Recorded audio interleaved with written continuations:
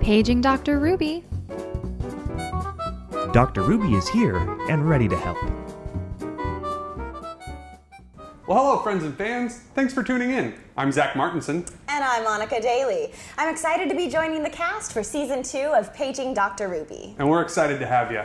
Did you know that since 2011, U.S. businesses have seen a 130% increase in calls from folks searching on their mobile phones? Wow! You know, this is great news for small businesses who are often nearby, which means it's a great opportunity for you to up your customer service game and truly set your business apart. Couldn't have said it better myself. And a big thanks to Debbie who got us thinking about this topic with her question. I'm getting more calls from folks who find me using search or maps on their phone.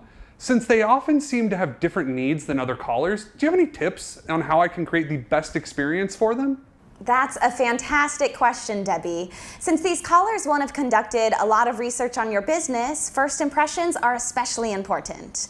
To win over these callers, let's get back to the basics, starting off with your greeting. Make sure that it sets the tone for your business and welcomes callers warmly.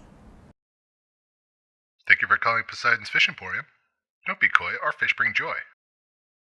Once you've locked down your greeting, it's time to find out how you can best assist your caller. Absolutely. Since they're calling after a quick search, they're likely to have a lot of basic questions about your service. Exactly. So having a stellar description of your company and some go-to FAQs is going to be extremely helpful for both you and your receptionist. Let's hear what this would sound like.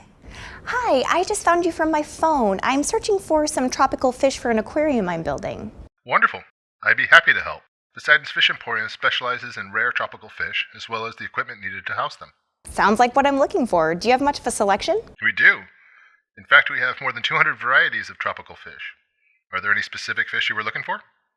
Once a caller knows you have the service or product they're looking for, they're most likely to ask next about price. And whether you have a fixed price or it's on a spectrum, knowing some answers ahead of time will ensure that your caller will have a great experience.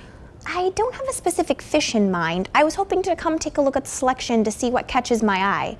What's the usual range? That's a fantastic question. Our prices vary from fish to fish. Some fish, such as our dwarf spotted cory, are as low as $3 a fish. Others can reach into the hundreds of dollars. We also have bulk discounts available and are happy to help you pick out the fish for your aquarium based on your budget. I love that in this case, the employee tells the caller that they offer bulk discounts. Right?